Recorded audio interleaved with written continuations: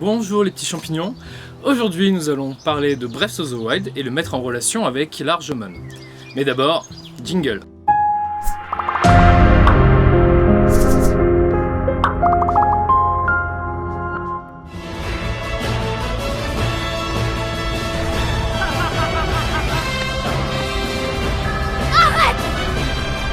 Mon peuple et ma fille ne peuvent plus compter que sur toi. Ne peuvent plus compter que sur toi.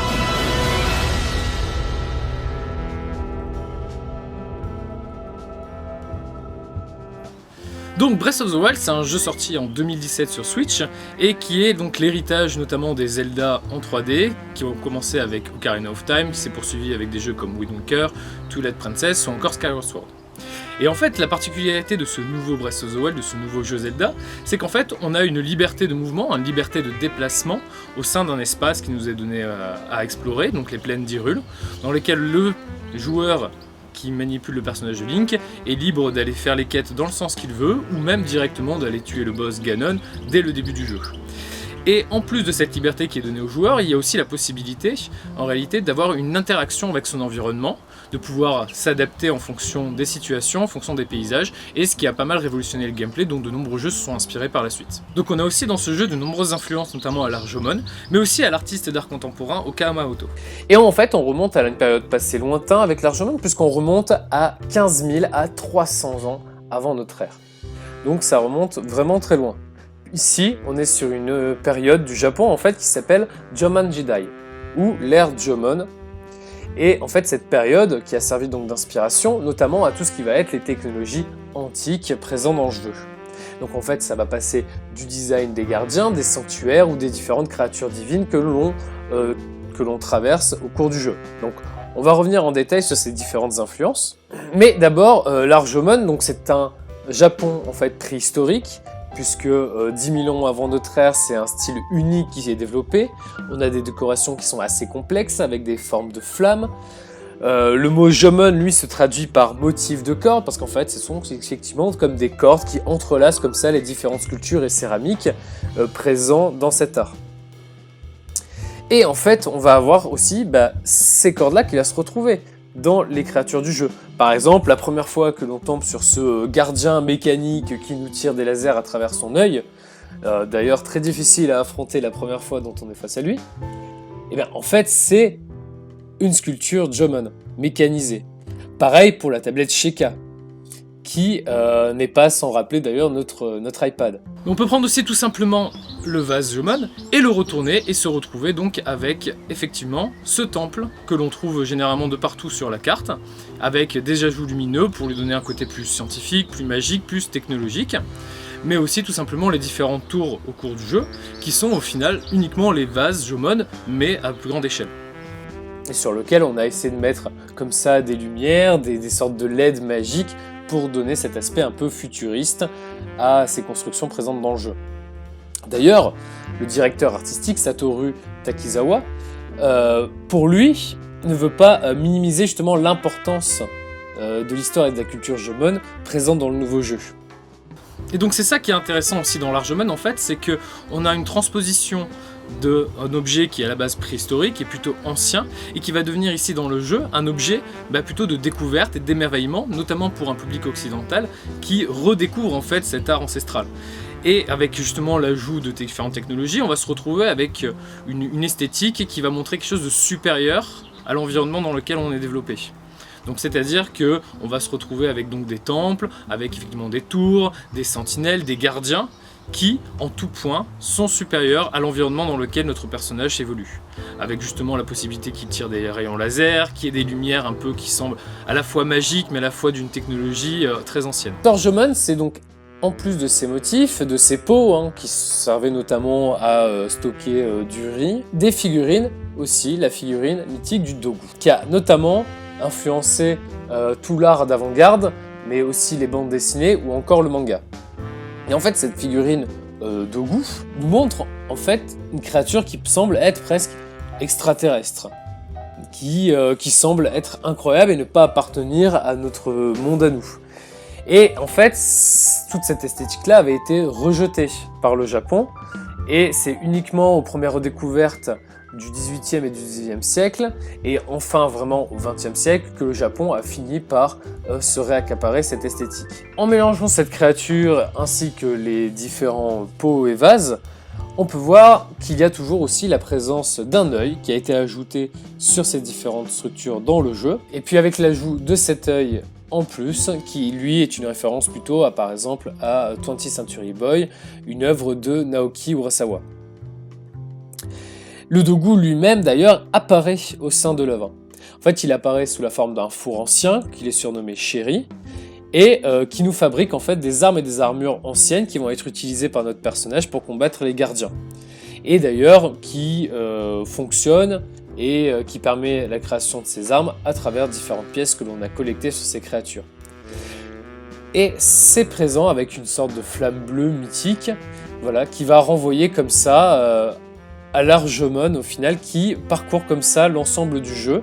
Et donc tous ces éléments présents dans Breath of the Wild, qui sont assez nouveaux et qui n'étaient pas présents dans la saga avant, sont inspirés de cet Arjomon. Le dogu, d'ailleurs, on a pu le retrouver dans d'autres œuvres japonaises, que ce soit Shin Megami Tensei, Persona ou encore dans Pokémon.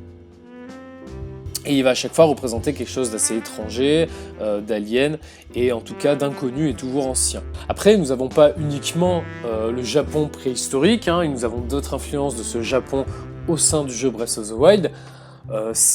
Certaines influences qui étaient déjà présentes aussi dans d'autres jeux. On peut penser notamment aux maisons de style Minka que l'on retrouve comme ça dans le village Kokoriko, où tout le village Kokoriko d'ailleurs est très inspiré de ce que l'on retrouvait dans le Japon médiéval, que ce soit avec même la présence de Tori, qui sont comme ça présents devant la maison d'Impa, qui est donc la chef du village. Donc des Tori qui sont donc des portiques qui vont être issus du shintoïsme et qui servaient en fait à délimiter l'enceinte sacrée du monde profane, et à partir du moment où on passait en dessous, on entrait de plein pied dans le monde spirituel. Et ici en fait ça implémente aussi le statut d'Impa qui devient alors un personnage mis sur un piédestal. On a aussi les devantures des différentes boutiques et shops de marchands présents dans le village qui possèdent donc des grands drapeaux qui sont des nobori et qui sont présents aussi donc dans le Japon contemporain. Après, on a aussi donc ces Sheikah qui sont clairement ou qui semblent clairement être des ninjas présents dans le royaume d'Hyrule. Après, on a aussi une influence qui va être au niveau des yokai, notamment avec les Korogu, qui sont présents comme ça disséminés au sein de la carte et que l'on va chercher.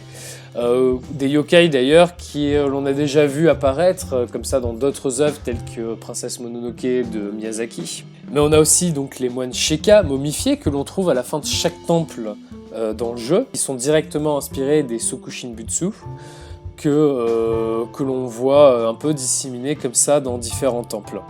Et donc en fait, on a vraiment une utilisation marquée de la culture japonaise ici pour un public à dépayser, qui est donc le monde occidental. Satoru Takazawa nous dit qu'elle a une aura mystérieuse, merveilleuse, qui nous attirait beaucoup. Et nous cherchions quelque chose qui aurait un ressenti unique. Et nous avons choisi la période Jomon du Japon en conséquence de cela. シーカストーンとか、祠であるとか、古代文明系の、建築物であったり、オブジェクトであったりの、インスピレーションの元っていうのは、日本の、古代、縄文文化っていうものがあったんですけれども、そこから印象を引っ張ってきてベースに繰り広げるような感じに落ち着きました。理由としては割と世界の人たちに知られていないようなところのもので、不思議な感じというかミステリアスな感じっていうのをすごくアピールしたかったので、まだあまりおそらくいろんなところで使われてないようなものっていうのを探していて、結果として、日本の縄文っていうものに行き着いたっていう感じにはなっています。 Et donc vraiment ce mélange en fait avec l'Arjomon, ça nous donne une sorte de dichotomie entre ce que l'on voit et ce que l'on perçoit dans le jeu, c'est-à-dire un univers qui est plutôt médiéval, fantastique, mais ici avec justement quelque chose qui va être beaucoup plus de l'ordre de la science-fiction. D'accord, sans revenir justement sur les différences qu'il peut y avoir par rapport à la chronologie Zelda, sur laquelle on ne va pas revenir ici, on est face à au final une œuvre, donc jeu vidéo, qui à la fois nous montre un monde au bord de l'apocalypse, désert, qui a déjà un lourd passé derrière lui, mais en même temps qui reste ancien, et un passé qui au final ressemble plus à un futur, à quelque chose d'alien, de extraterrestre. D'ailleurs, les extraterrestres étaient venus déjà dans le développement du jeu comme une potentielle source d'ennemis et de conflits au sein du royaume d'Hyrule. ça nous fait aussi un jeu, Breath of the Wild, qui est le jeu le plus japonisant, qui est la plus proche de la culture japonaise de tous les Zelda jusqu'alors, qui s'inspirait beaucoup plus de la culture médiévale européenne, mais par contre qui s'adressait à un public beaucoup plus japonais, avant justement le boom justement des jeux vidéo, notamment en Occident. Après, nous avons aussi une énorme part des artistes contemporains qui ont été une source d'inspiration pour le jeu dans lequel Breath of the Wild va puiser, mais ces artistes contemporains sont aussi des artistes qui ont récupéré l'héritage de l'Arjomon pour pouvoir le recontemporaliser, le réactualiser. Et ça, on va voir à travers notamment 2 artistes juste après. C'est le cas notamment de Taro Akamoto, qui dès 1929, à l'âge de 18 ans, rejoint la ville de Paris où il apprend le français, où il va participer à de nombreux mouvements d'avant-garde, des mouvements artistiques tels que abstraction, création ou le surréalisme. Et c'est dans ce milieu parisien en fait qu'il va faire la connaissance de nombreux artistes comme André Breton, Max Ernst, Alberto Giacometti, Man Ray, Yves Tanguy, Juan Miro et ou encore Le Corbusier. C'est en suivant des cours d'ethnologie, et notamment avec sa rencontre avec Claude Lévi-Strauss, que l'Arjomon va devenir une énorme influence pour lui et au sein de son travail. Et donc c'est vraiment la période Jomon qui va commencer à l'inspirer. Donc bien que au début le travail était plutôt dans la représentation, il va au fil du temps progressivement être sur des formes beaucoup plus abstraites, des formes courbes, hérissées, des formes un peu de flammes comme ça que l'on retrouve dans l'Arjomon. Et c'est vraiment le mystère et la beauté de ces artefacts qui vont lui permettre de commencer à faire des formes flamboyantes, donc les motifs qui sont comme ça enroulés et qui ne sont pas sans rappeler certains motifs maoris ou même certains motifs celtiques. Mais les peintures explosives d'Okamoto manquent un peu de patience pour justement essayer de les recréer dans toute leur complexité. On a par exemple l'œuvre Black Beast de 1961, qui est une tentative comme ça pour évoquer les qualités curvilignes. On a aussi des œuvres qui, par intermittence comme ça, sont d'influence Jomon, comme Gladiator en 1962, qui semble beaucoup plus influencé par la calligraphie japonaise au pinceau. En fait, c'est finalement à travers la sculpture qu'il va pouvoir exploiter ces références-là, notamment par exemple sous le travail Face en 1952. Au final, c'est finalement avec des œuvres beaucoup plus complexes et abstraites, comme l'œuvre Jomon Man en 1982 ou Warrior en 1970, qu'il va finir par rendre définitivement hommage à cette civilisation aborigène du Japon et exploiter toute la puissance et l'originalité que instiguait au sein de ses œuvres. Et en fait, c'est un processus constant de découverte de ces éléments, de ces formes du passé, qui mêlé à l'excentricité de l'artiste et son inspiration, va pouvoir donner des formes assez inimitables. Mais on peut voir aussi que l'artiste va en fait réutiliser aussi cette histoire de l'œil, dont il va faire de nombreuses représentations, dont il va se peindre sur les mains, œil qui sera ensuite une des inspirations justement pour rajouter comme ça sur l'Arjomon ses œils sur les gardiens, sur les différents temples. Mais il faut savoir aussi que cette œuvre était déjà une influence qui était déjà présente. On peut notamment parler dans Ocarina of Time où nous avons une loupe avec l'œil, nous avons le symbole des Sheikah, qui était donc quelque chose qui était déjà ancré dans l'univers et qui vient aussi notamment de l'artiste Taro Akamoto. C'est avec les œuvres d'Okamoto que l'on peut penser à des choses un peu plus tentaculaires, comme ça, et va pouvoir donner aujourd'hui l'inspiration aussi à Nintendo pour pouvoir avoir fait par exemple ces gardiens tentaculaires. Mais nous avons aussi par exemple l'artiste Mariko Mori, qui elle est une artiste qui va être plutôt issue de la mode et du design et du stylisme, et va en fait réaliser des œuvres qui vont être plutôt des œuvres qui vont mêler à la fois l'installation, la sculpture, la musique, le son, la vidéo. Et elle va faire une recherche comme ça intermédiatique au niveau de ses œuvres. L'artiste va aussi combiner différents styles, que ce soit des vagues de New Age, que ce soit le futurisme technologique, que ce soit encore des influences bouddhistes ou shintoïstes.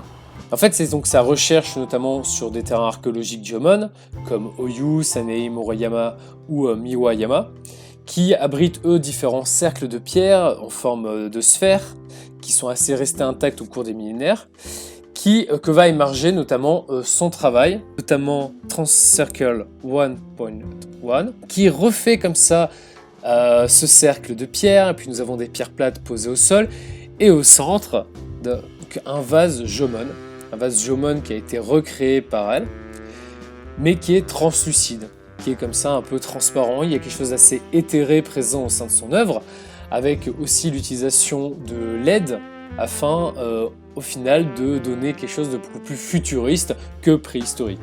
Et on a ici cette transition entre l'œuvre préhistorique et quelque chose de futuriste, d'alien, d'incroyable, de scientifiquement beaucoup plus évolué que nous.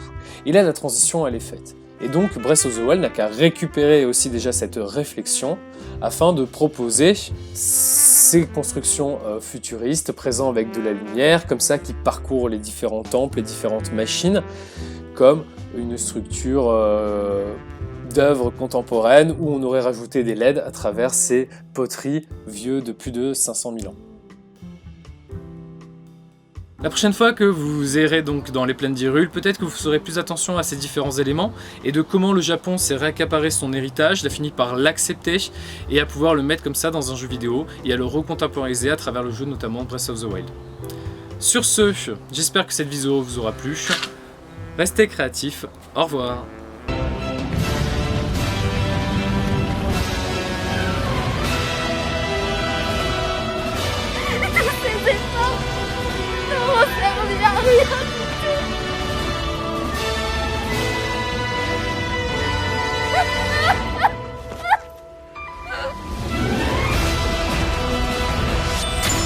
Il est à toi!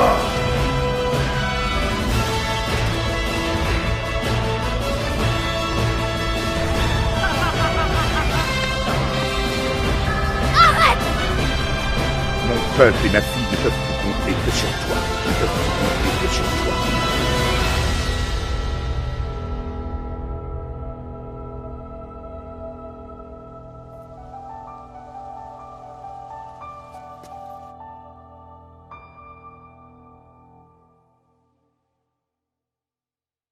Réveille-toi.